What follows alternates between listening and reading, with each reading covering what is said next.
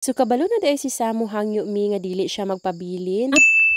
Hi mi, so karon dayong adlaw kay kinahanglan na pud namo ni Samu dulhog og Calatrava para maka-attend og activity namo sa simbahan. Pero karong Sabaduha mi kay dulong ra mi sa akong manghod sa Calatrava para dili kay mi sayo magbaktas para makaapa sa Sibro. Mga alas 8 na di ay ni sa buntag mi kay kung mag-Sibro mi dapat alas 6 kay tuan na mi didto sa highway. So ning hapit ra di ay mi diri sa balay mi para makuha namo ang helmet kay didto man japon mi nagatulog ila ka mama. Medyo layo-layo lang gyud siya motoron mi kung gikan diri sa amo padulong og Calatrava nga naay bata kuyog siguro mga 1 ka oras po. Pero kung kuyog na mo si sa magmotor mi kay hinay ra man amang dagan so masobraan jud mi oras so sa maabot didto sa Calatrava. Unya kabalo naman mo karon nya kadalakat nako kay kuyog na jud nako si Sam bisan asa ko moadto og kabalo na jud siya mohangyo. Na dili daw nako siya biyaan og dili daw siya magpabili. Mao nga kuyog-kuyog na jud ni mi bihala nagmagkalisod basta maayo lang og lawas kaya ra gihapon. Maayo na lang pud gani rong adlaw mi kay maayo ang tiyempo diri sa bukid og perti kasanag sa ato ang panganon. Medyo sakit-sakit na ang init aning orasa mi mao nga siguro gid mi og jacket unya si Sam kay dili gihapon og pakarsonis kay lagi mamili jud siya sa iyahang isukso. Pastilan mi usahay magka-late-late na lang mi sa among obra kay maghilak pa jud na siya sa daplin kay dili lagi siya kauyon sa sanina nga akong gipasuksok sa iyaha. Muna kalabanan mi kay magbalik-balik ra na ang iyahang short, ang iyahang dress bisan daghan na siya kaayo og nasinina. Pero para makalakat na lang mi